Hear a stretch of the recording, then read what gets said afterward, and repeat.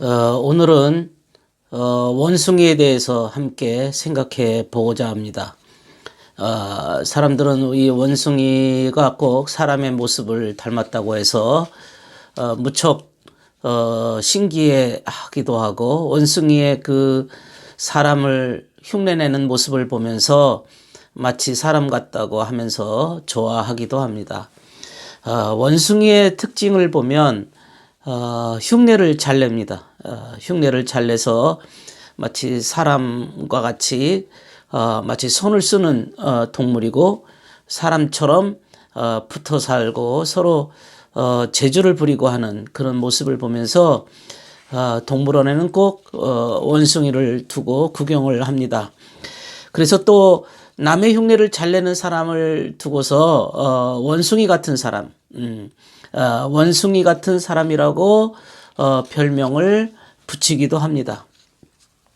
우리가 영적으로 보아도 원숭이는 흉내내는 모습이 마치 본질은 아닌데, 본심은 아닌데 흉내를 잘 낸다 하는 그런 것을 위선이라고 얘기하고 있습니다. 그래서 경건은 없는데 경건에 흉내를 내는 사람, 무늬만 가지고 있는 사람, 그 모양만 내는 사람들을 경건에 무늬만 가지고 있다. 그런 것들은 조심해라. 행함과 진실함으로 진리를 실천하는 것이 아니고, 경건의 무늬를 가지고 있다면 과연 그 사람이 진리를 사랑하고 주님을 따르는 사람인가 의심해 봐야 될 것입니다. 오늘날에 이렇게 이제 교회가 확장되고 교인들이 많아지고 교회마다 말씀을 가지고 사는 사람들, 또 설교하는 사람들, 기도하는 사람들, 신앙생활하는 사람들 속에는 진실로 주님을 사랑하는 마음으로 주님을 따르고 믿고 순종하는 사람이 있는가 하면, 원숭이처럼 다만 흉내를 내는 사람, 흉내를 내서 마치 자신도 진실로 주님을 믿는 것처럼 보이지만 그것은 사람들에게 보여주려고 하는 위선에 불과합니다. 그 흉내내려고 하는 원숭이 같은 그런 사람들도 있다는 것을 우리가 알 수가 있습니다. 그러니까 진정한 경건이라고 하는 것은 헌신이 있어야 되고, 순종하는 마음이 있어야 되고, 주님을 사랑하는 의도가 있어야 되는 것입니다. 거룩이라고 하는 것도 선행하는 마음, 순수한 의도가 없이 거룩한 상태에 이를 수가 없게 되는 겁니다. 모양만 흉내내는 위선을 가지고서는 진정한 경건이라고 말할 수가 없습니다. 주님께서도 이런 위선에 대해서도 말씀하시기를, 너희가 자선을 베풀 때에는 위선자들이 칭찬받으려고 회당과 거리에서 하듯이 스스로 나팔을 불지 말라. 스스로 나팔을 불지 말라 하셨습니다. 이 자선이라고 하는 것, 남을 도와준다고 하는 것은 진정한 이웃사랑, 이타적인 마음을 가지고 해야 되는데, 위선하는 마음으로 자기를 높이려고 사람들의 관심을 끄려고 하는 것은 진정한 이웃사랑이 아니고 자선이 아닙니다. 그러므로 이런 악한 세상에서 자선을 하려고 하면, 이웃을 도와주려고 하면은 위선의 가면을 쓴 자들이 독점해서 마치 사람들에게 보이기 위해서 하는 그런 위선자의 그 행위를 우리가 조심스럽게 간파할 수가 있어야 됩니다. 이렇게 흉내내기를 좋아하는 사람들, 이것은 원숭이 같은 행동을 하는 사람들이라고 말할 수가 있습니다. 주님께서 너는 기도할 때에 골방에 들어가 문을 닫고 은밀한 중에 보시는 네 하나님께 기도해라, 이런 말씀이 있습니다. 그러니까 하나님은 은밀한 중에 보십니다. 인간의 숨어있는 상태를 다 아십니다. 인간이 아무도 모르게, 사람들은 보지 못하지만은 하나님은 다 살펴보시고 관찰하시고, 하나님께서는 다 두루 살펴 그 모든 행위를 보시며 그 소리를 듣고 계십니다. 기도할 때에 이렇게 사람들에게 보여주려고 하는 기도는 의미가 없다는 말씀을 하셨습니다.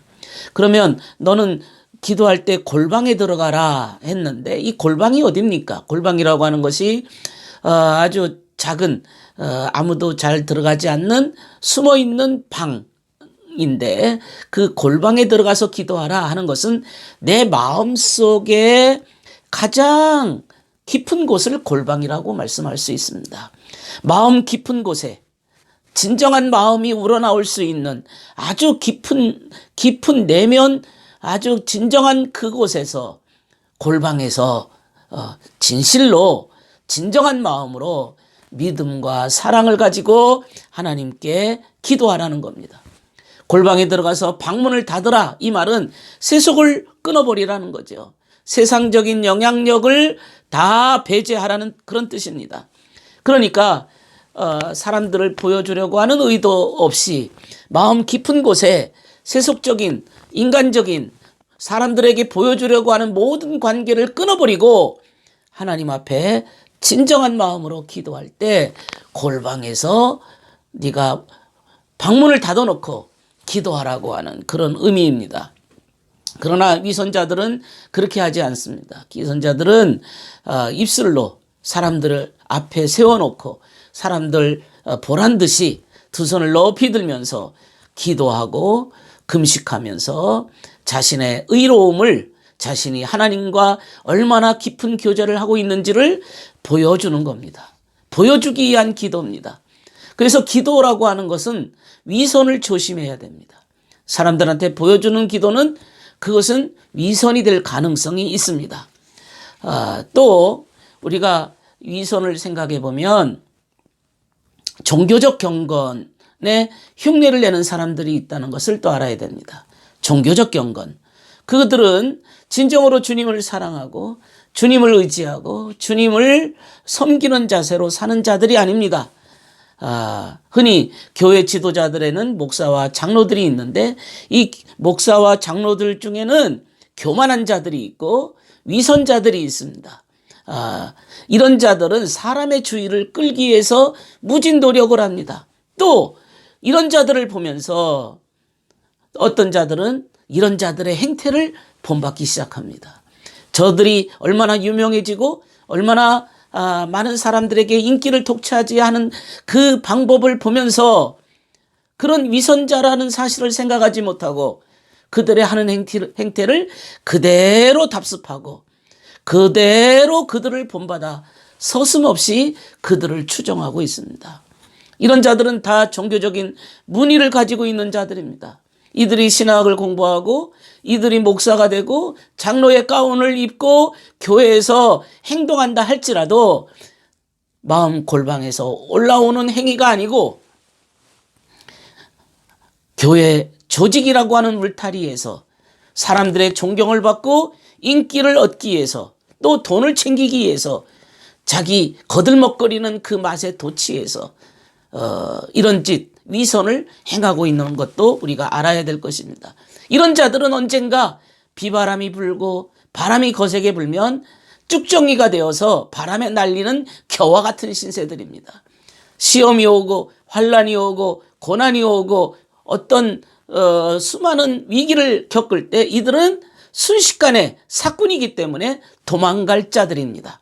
사꾼들은 알곡이 아닙니다. 사꾼들은 자신의 이익을 위해서 자신의 권력을 위해서 자신을 치부하기 위해서 일하는 자에 불과할 뿐입니다. 어떤 자들은 또 죄송합니다. 기도원에 가서 기도를 한다고 하면서 열심히 기도하지만 기도 끝나고 난 다음에 약한 자, 불쌍한 자를 짓밟는 자들이 있습니다. 다른 사람을 무시하는 자들이 있습니다. 그렇게 열심히 기도했는데 그렇게 열심히 하나님의 말씀을 외쳤는데도 그것이 끝나고 난 다음에는 편견을 가지고 오만하게 사람들을 짓밟고 교만을 부리는 자들이 있습니다. 이런 자들이 뭡니까? 이런 자들이 그야말로 외식하는 자들이요 위선자에 불과합니다. 우리가 위선자의 대표적인 사람이 있다면 가룟 유다입니다. 가룟 유다가 예수님을 은 30냥에 팔았지 않습니까? 가룟 유다가 대제사장들과 백성의 장로들에게서 그 파송된 무리와 함께 칼과 망치를 가지고 주님을 찾아왔습니다. 그리고는 그들에게 말하기를 내가 입술에 키스하는 자 그 사람이 예수라. 그를 잡아라. 이렇게 일러줍니다. 그리고는 이 가룟 유다는 예수께 와서 랍비여 안녕하시옵니까 하면서 만면에 웃음을 띤 얼굴로 주님께 키스를 하였습니다.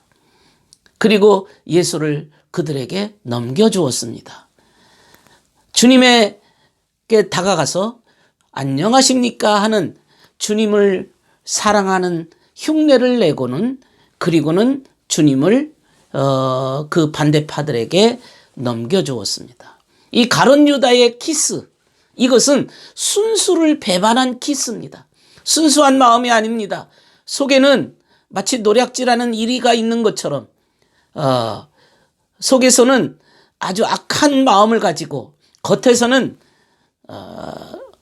주님께 키스하는 겁니다. 이 유다의 키스는